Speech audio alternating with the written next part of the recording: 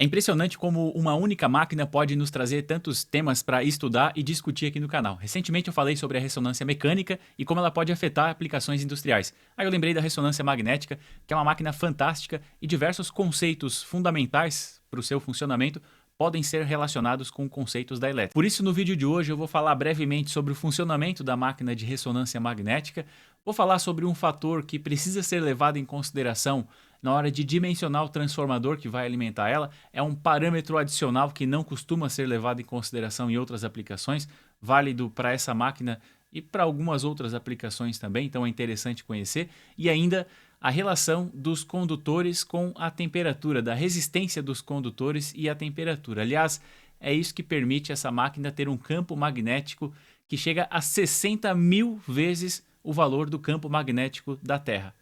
Pessoal, então uma explicação simples aqui do funcionamento da máquina de ressonância magnética. Eu não sou um profundo conhecedor desse tipo de equipamento, o meu objetivo aqui é somente dar um norte do princípio de funcionamento para que eu consiga conectar os outros assuntos que estão relacionados à elétrica, né? Então, eu tenho aqui um átomo de hidrogênio onde nós temos um próton, que é uma carga positiva, né? Que está no núcleo desse átomo, e um elétron livre, então, que fica orbitando aqui esse próton. Basicamente, um hidrogênio é apenas isso, né? Um próton e um elétron. Então, deixa eu apagar esse símbolo de positivo aqui, eu vou apagar também o elétron, vamos nos concentrarmos nos prótons. O núcleo dos átomos, que nesse caso é apenas um próton, ele tem a característica de ficar girando num eixo. E eu vou desenhar uma seta aqui, porque esse movimento de rotação, chamado de spin, ele faz com que haja um pequeno, muito pequeno campo magnético nesse átomo. E tendo vários átomos, nós teremos vários campos magnéticos, porém, cada um deles com orientações diferentes. Isso aqui vai acontecer de maneira aleatória e a soma de todos esses campos aqui, ela vai dar zero. Então, não haverá uma polarização aqui dessa estrutura aqui com vários desses átomos, né? Não vai haver nenhum tipo de polarização, porque somando todos esses domínios aqui magnéticos, se você juntar todos esses vetores aqui, o vetor resultante vai ser nulo.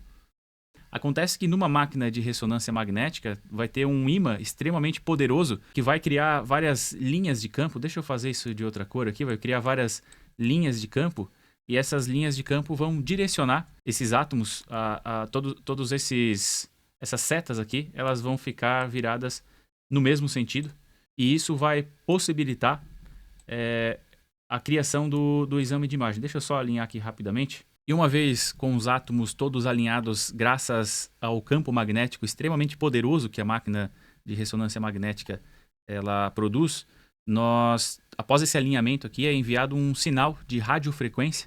Essa radiofrequência faz com que todos esses campos aqui, eles direcionem 90 graus em relação à posição que eles estavam. Então, aqui eu fiz todos de uma vez, então eu movimentei o átomo em si. O átomo, na verdade, a posição dele é a mesma, o que muda só é a direção dessa rotação aqui. Eles vão se desalinhar em relação ao fluxo principal. Deixa eu redesenhar, inclusive, vai ser importante aqui, a orientação do fluxo principal. Ele estava numa cor roxa, né? Então vamos supor que ele estava nessa direção aqui. Então agora, graças ao pulso de radiofrequência que foi enviado aqui para esses átomos, nós tivemos uma reorientação aqui deles a 90 graus, mas em relação ao campo principal, né? Essa radiofrequência ela acontece na frequência de ressonância com o hidrogênio. Nosso corpo ele é de 70% água e a água tem duas moléculas de hidrogênio e uma de oxigênio, né? H2O. Então, duas de hidrogênio, uma de oxigênio. Nós temos cerca de 70% de água no nosso corpo, então temos muito hidrogênio no corpo, por isso essa possibilidade de utilizar o hidrogênio nesse caso, né? Então, o pulso de radiofrequência ele é exatamente na frequência de ressonância com o hidrogênio, e por isso ele absorve esse pulso, a energia desse pulso de radiofrequência, fazendo com que a orientação desses campos aqui individuais fique em 90 graus em relação ao campo principal. O que acontece é que no momento em que esse pulso ele cessa, essa radiofrequência ela cessa, os átomos aqui eles tendem a se reorientar novamente na direção do campo principal. Então, vou novamente girar aqui no campo principal. Porém, isso não acontece girando assim dessa maneira que eu fiz. Isso acontece, deixa eu simular com um deles apenas aqui. Fazer simular. Opa! fazer a simulação somente com um deles. Isso vai acontecer, vou usar o roxo aqui mesmo, numa espiral. Então, essa seta aqui, ela vai fazer uma espiral até ela ficar orientada de novo para cima como estava. Isso aqui, essa espiral acontece com todos esses átomos aqui. E esse decaimento, ele cria uma variação do campo. Então, nós podemos ter uma antena aqui, que pode ser uma bobina, por exemplo, que ela é sensível a essa variação do campo magnético. O que acontece? Se nós temos variação de campo magnético no tempo, então nós temos tensão induzida. A tensão induzida é a variação do campo na variação do tempo, né? Sobre a variação do tempo. Então, se tem campo magnético variando no tempo, tem tensão induzida aqui, então. E através desse sinal recebido aqui, desses átomos retornando para o estado original, a gente vai ter a possibilidade de mensurar qual que é a concentração de água nos tecidos. E aí é possível separar, então, esses tecidos depois de acordo com essas características diferentes, né? E assim pode ser criada a imagem. Lógico que tem toda uma computação por trás aqui para interpretar esses sinais, né? Mas a parte física é isso. Quando o átomo volta para o seu estado original, existe uma variação de campo. Essa variação de campo é detectada por uma bobina, aqui, uma antena, basicamente. E esse sinal, então, é traduzido em imagem. E a visualização dos tecidos, dos órgãos, ela se dá por conta da diferente composição deles e, consequentemente, diferente concentração de hidrogênio. Bom, e o que importa para a gente, então, para relacionar esses assuntos com elétrica? O campo magnético, que é o campo principal, que pode chegar ou ultrapassar, na verdade, 60 mil vezes o campo magnético da Terra, que é um campo fraco, então também não é tão referência assim nesse sentido, né? Mas, enfim, 60 mil vezes, então é um campo que ele vai normalmente de 1,5 até 3 Tesla. As máquinas antigas, elas operavam com meio Tesla em alguns casos, mas hoje em dia normalmente fica entre 1,5 e 3 Tesla. A partir desse campo que proporciona essa orientação dos átomos em um único sentido, esse campo ele é produzido por eletricidade, é um eletroímã. E as correntes que precisam circular por esses eletroímãs são de 500 até 10 mil amperes. O gráfico que você está vendo aí na tela agora, ele mostra a relação entre a temperatura e a resistividade dos condutores.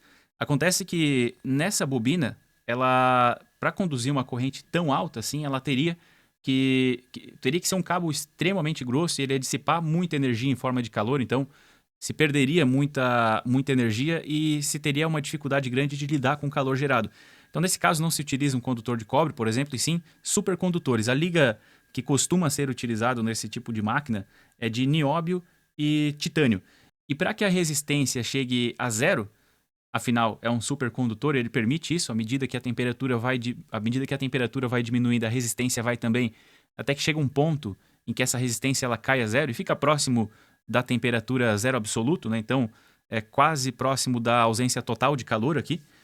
Nesse caso, o supercondutor ele não apresenta resistência, e uma vez que não apresenta resistência, não tem potência sendo dissipada em forma de calor. A potência é a corrente ao quadrado vezes a resistência. Então nós temos muita corrente, isso ao quadrado vai dar um valor muito alto, porém, multiplicado pela resistência sempre vai ser zero. A ausência de resistência, ela possibilita a condução de altas correntes sem dissipar energia em forma de calor, sem perder energia, e a adição de calor nesse circuito ela possibilita o controle da corrente. Então, para energizar uma bobina dessa é utilizado uma fonte, e essa fonte ela fica curto-circuitada por um cabo que vai estar com alguma resistência. Então, a fonte força a circulação de corrente na bobina de correntes altíssimas, e essa bobina ela já vai estar com temperaturas baixíssimas também, menos 269 graus, mais precisamente, ou abaixo disso, onde essa liga de nióbio e titânio ela apresenta resistência de zero.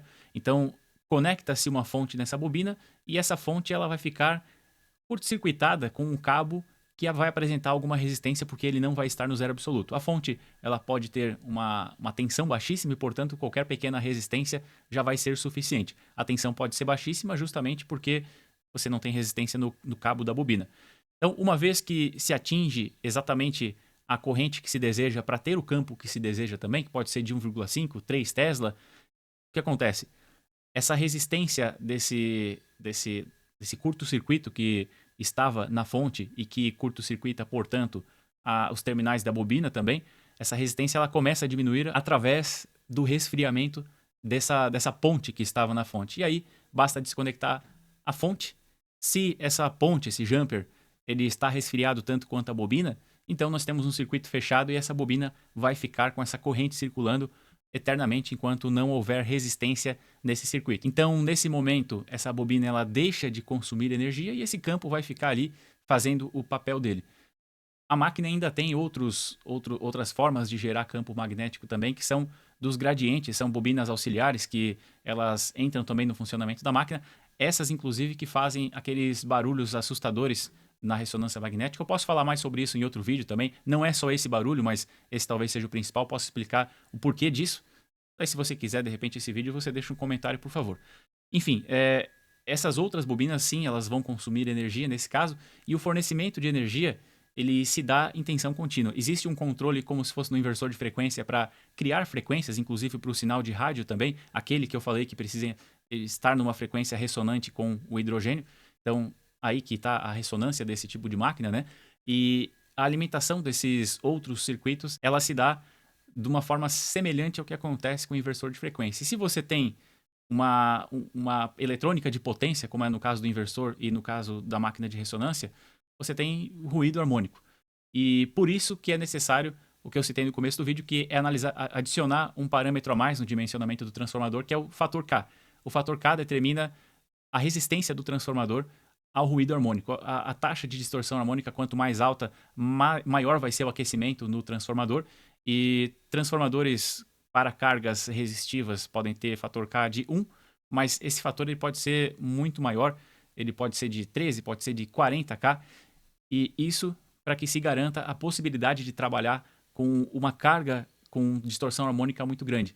Então, esse transformador ele vai ser capaz de suportar esse aquecimento adicional sem comprometer o seu funcionamento. Quase esqueço de citar o fato de que o resfriamento do supercondutor que compõe a bobina do campo principal, ele é feito com hélio líquido.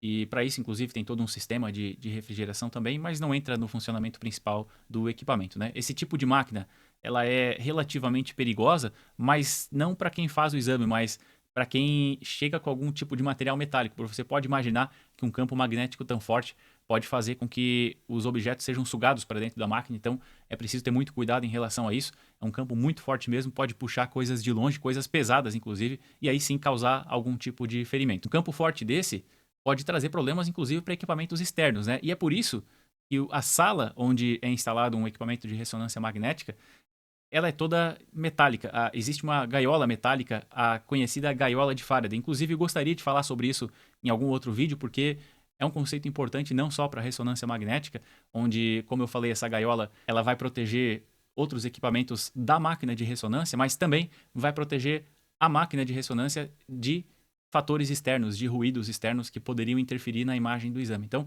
gaiola de Faraday, um conceito muito interessante para ser aprendido também.